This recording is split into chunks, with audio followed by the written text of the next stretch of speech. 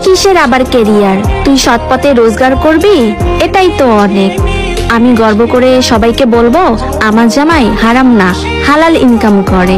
এটাই বা কয়জনে পারে, বুঝছস? কিসের আবার কেরিয়ার? এই কথাটি মুখে মানায়, বাস্তবে না।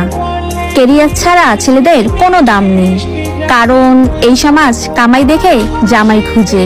তাই তো নিজের শখের নারীকে তুলে দিতে হয় টাকাওয়ালা কোনো পুরুষের হাত। কিসের আবার কেরিয়ার? সারাদিন পরিশ্রম করে ক্লান্ত শরীর নিয়ে যখন বাড়ি ফিরবি, তখন আমাকে দেখে বলবি, বাহ, আমার বউয়ের মুখের মিষ্টি হাসি দেখে আমার সব ক্লান্ত দূর, বুঝছস?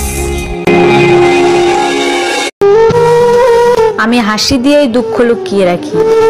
তুমি তো অন্য খাঁচার পাখি, তুমি আমার দুঃখ বুঝবে কি? কি ভাবছো? তোমাকে বিরক্ত করব না। অভিযোগ জমাতে জমাতে একদিন অজানায় অতিরিক্ত চিপলে তো লেবু তিতা হয়ে যায়। সেখানে আমি কতটা বোকা যে তোমাকে অতিরিক্ত ভালোবাসতে গেলাম, তাই তোমার কাছেও আমি আজ তিতা হয়ে গেলাম। আমি চাই তোমার জীবনে রূপবতী, গুণবতী, সুন্দরী মেয়ে আসো। আমি চাই না আমার মতো ধ্বংস।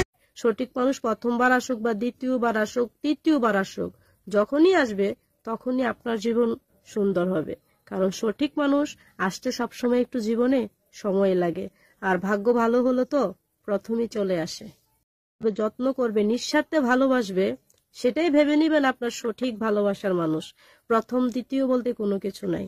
প্রকৃত মানুষ আপনার জীবনে যখন আসবে, আপনাকে মূল্য দাম দেওয়ার মতো, তখনই আপনি প্রকৃত মনের মানুষ খুঁজে পাবেন। প্রথম ভালোবাসার মতো ভালোবাসা হয় না, তবে এটা সম্পূর্ণ ভুল। দ্বিতীয় ভালোবাসা সত্যি হয়, এইটাও ভুল। সঠিক কোনটা জানেন? আপনার জীবনে যদি আপনার প্রথম একটা ভালোবাসার মানুষ আসে, যে মানুষটা আপনাকে অফুরন্ত ভালোবাসে, তার কোনো